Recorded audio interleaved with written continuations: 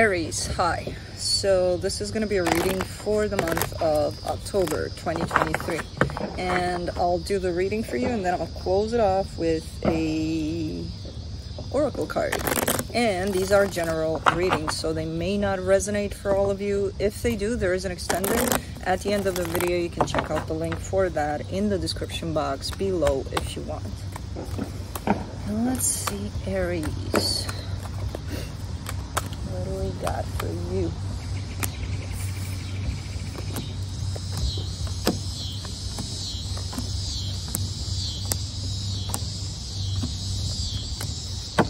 The overall energy for the reading, the Temperance card.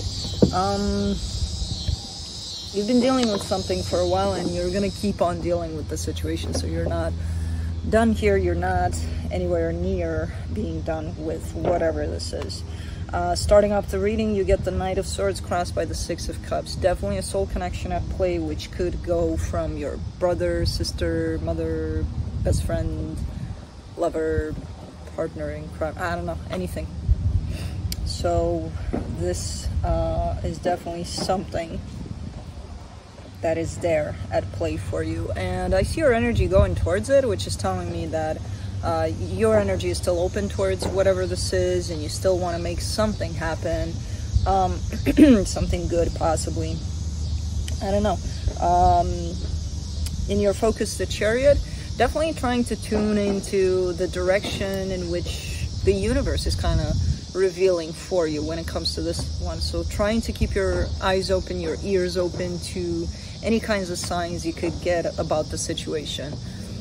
So not necessarily using your mind much in terms of thinking, okay, what do I got to do about this, that, and the other. Kind of putting that to the side and letting the universe kind of lead you in the direction of this. In the recent past, the Seven of Wands, a little bit of resistance, a little bit of, I don't know if I want to kind of deal with this anymore, you know, a little bit of, this is a little too much, like I need space from this. In your strength, the Eight of Swords, that's the overthinking aspect, because it does come in. It will try to take over, like, okay, let's think, what is there to do? Well, this, that, this might work, that might, So when you get tired of that, again, in your focus, it's like, go away mind. I need to do my own thing, and I need for the universe to freaking lead the way, because I'm lost in here, you know? In the immediate future, the Tower, something's happening, don't stress out. The Tower is not always, oh my god, where do I hide, because I don't want to experience that. It could be something good. Some things are being shaken up for sure. The energies are being shaken up. In which way? I don't know. Supporting this reading, the Hierophant, this is something really important to you, you know, at a deeper level. This is something that's meaningful. It's not, otherwise you would have been, you know, if this would have been too much hassle, you would have been like, okay, go away. Connection to soul, connection, go. I don't need to deal with you. So it's definitely something,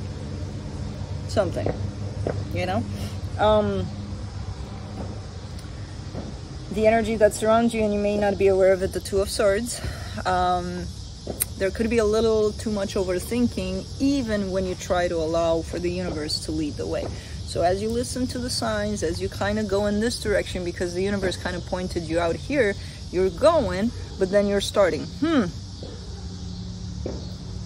What's around here? Any obstacles? Any this, that? And the universe just told you, go. And instead of just going, you're going, but you have to think about it too. So there's a little too much overthinking here at times,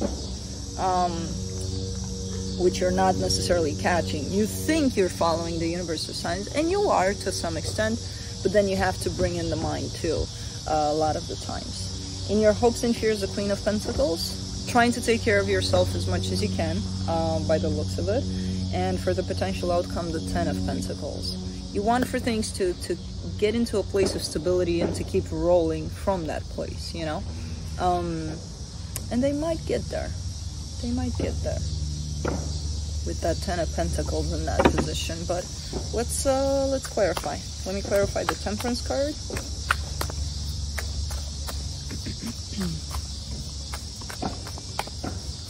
Oops.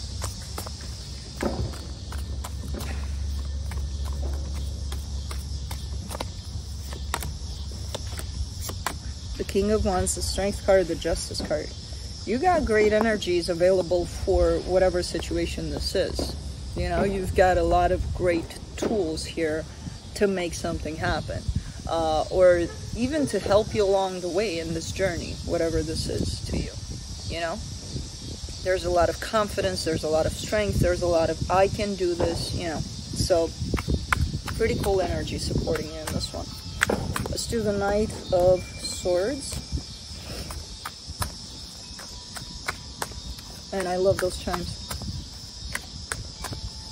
They are huge. For the Knight of Swords, you get the Queen of Cups, the Queen of Wands, the Death card.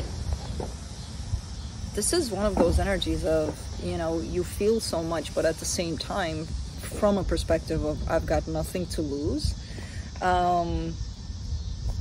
So your energy moving in the direction of the soul connection is coming from a place of love, a place of passion, a place of determination, but also enough fear that pushes you over the edge of I've got nothing to lose. So that kind of makes you going, you know, keep on going there. Interesting. Let's get the Six of Cups. Eight of Cups, Three of Cups, Ace of Pentacles. Yeah. It almost feels like you're trying to intentionally disconnect from how you feel about the situation. And at times it's working, where you may find yourself into doing things in the direction of the soul connection, and you're probably asking yourself, why the hell am I even doing this? You know, it's not even what's in it for me, it's that place of I'm not feeling it necessarily, but it's there. The feeling is there. The intention, the desire for things to work out and for things to be good here is definitely there, but it is attached to your heart. And because you hang on more to the energies of drive and determination and let's get things done, you kind of disconnect a little bit from your heart at times. So you, again, you may find yourself asking yourself, what the hell is this? You know, why? You know, because there's love there, you know. Let's do the Chariot in your focus. The Star, the Knight of Wands, the Three of Swords. Yeah, so you are basically following the directions of the universe for the situation. You are open to hearing that, to take notes, you know. But you also have pain when it comes to the situation that's kind of with you. When you go there following whatever the universe says, your pain is with you. It's coming with you. And that pain is what makes things a little bit complicated. Where, okay, like I said, the universe is showing you this direction. You're like, okay, let's go in this direction. And then pain that is with you is going to reveal itself through this. That's why there's a little too much overthinking at times. So even though you're taking that direction, instead of kind of taking it from a neutral point, you're taking it from a painful point. And that pain is going to create thoughts, and that's where the overthinking is coming from, and that's where you might find yourself lost even on the way that the universe is showing you. At times, not all the time. Let's do the Eight of Swords in your strength. Queen of Swords, Wheel of Fortune, the Tower.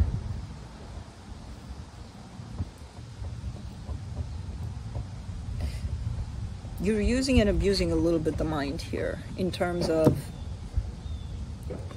I told you earlier, you choose at times to disconnect from how you really feel about the situation because you think, or your mind is convincing you that, hey, we got this, from, you know, a place of determination, courage. Let's go, let's do the doer part, the analytical part. We got this. We don't need the heart here, you know. And there's always that plus, you kind of convince yourself that if you do fall into how you really feel about things, it'll be a disaster. Your heart will lead the way and it's going to be a shit show and blah, blah, blah, blah, blah. So what I would suggest here, because you are leaning more and more into the mind and losing aspect of the heart completely, I would suggest to find that balance. None of the two need to lead the show. You're in charge of the show. But coming from a place of both at the same time, that would be ideal. You would actually be able to listen to the universe. Even if those thoughts come into play and your fears come into play, you have your heart there. That's going to keep on reminding you to be in the present. There's no fear in the present. There's no nothing in the present, just love. So I would suggest to kind of find that balance. Stop convincing yourself that it's better this way, it's better this way, it's better. Or I'm going to get in trouble if I open up my heart. No, you're not gonna. You're actually in trouble with the mind in charge here, because that's what's happening, you know, because you think you're clear, but then a shit show is going on there, you know what I mean? So you're not that clear in the mind for the mind to take charge. It's trying to trick you, the mind, and not to mess with you, to protect you, because that's what the mind thinks it does. For the Tower, you get the Hierophant, the Empress, the Nine of Swords.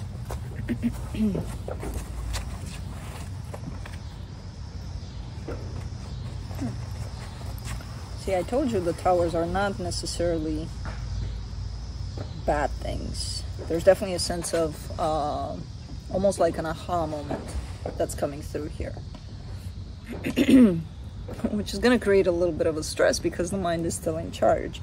But it almost feels like it hits you, like overnight, you know, you wake up one day and you realize what the situation actually means to you. Because as I said, I see it meaning something quite deep. But because you keep on showing me your approach to this from a mind perspective, it's hard to penetrate and see how much it means. But then I have some pointers here towards the real meaning of whatever this is to you.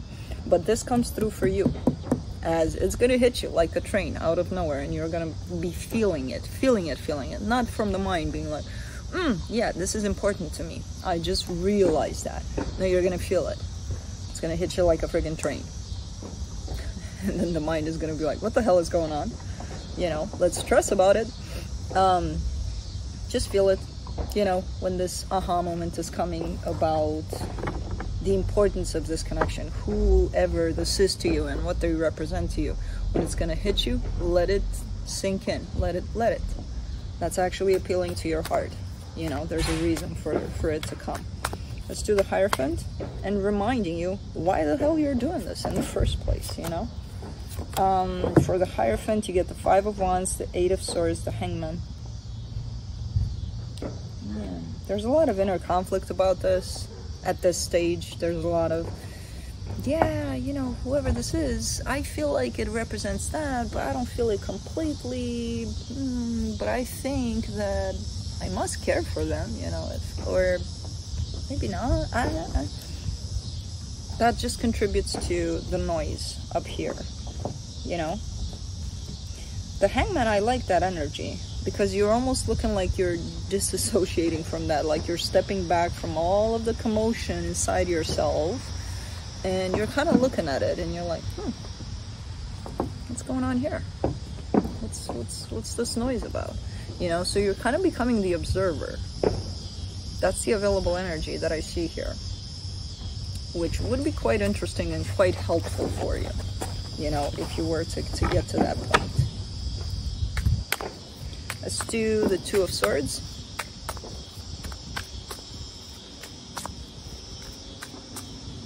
In the hidden energies, the Three of Pentacles, the Six of Wands, the Four of Pentacles. Yeah, I don't know who this is to you, but obviously very important, very meaningful, very determined into keeping this together, making it or guiding it towards a very healthy place and keeping it together in that place, you know. It's not only up to you, and you're recognizing that. There's a lot of stressing about it though. There's a lot of, I don't know if I can do that, you know. And again, remind yourself, it's not just you. It's a two-way street here. You can only do so much on your side. And as long as you do that, you're fine. Don't stress about their side of things. That's for them to stress about, not for you.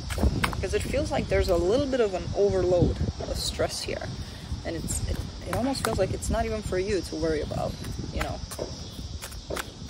Let's do the Queen of Pentacles. In your hopes and fears, the Moon, the Two of Wands, the Four of Cups. Yeah, do you. Do you, boo.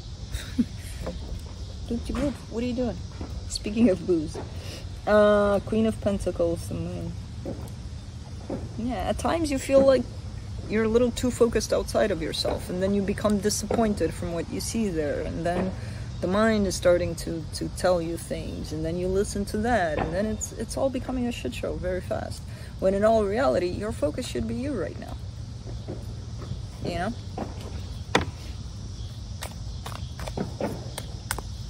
Let's do the Ten of Pentacles and the potential outcome.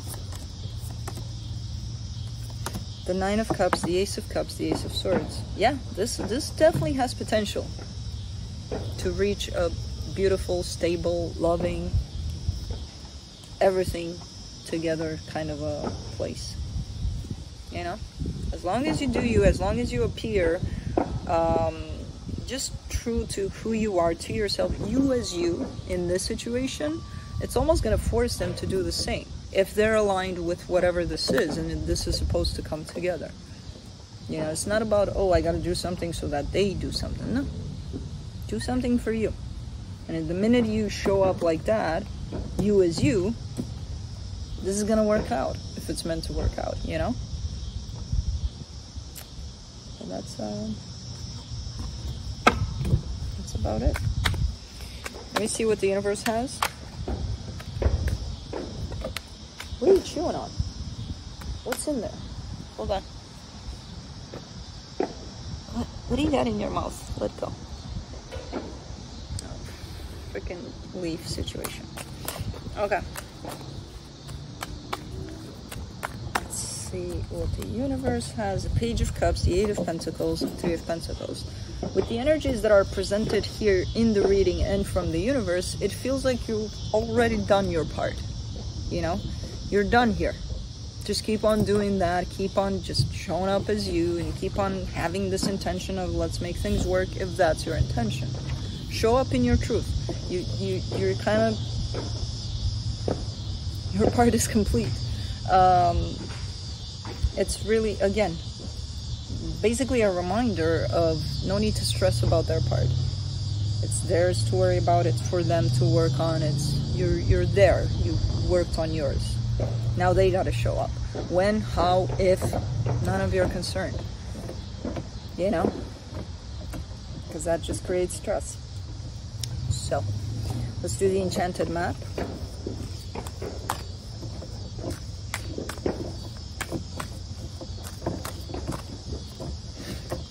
Wizard of Awareness, number 3. Whoop. Table is not for chew. Oh, it wasn't the table? Okay, you can chew on that then. Alright. Your soul knows best. Be still and observe.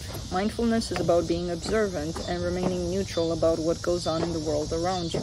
This applies to the environment within you too. Didn't I say that? I think I said that in the reading.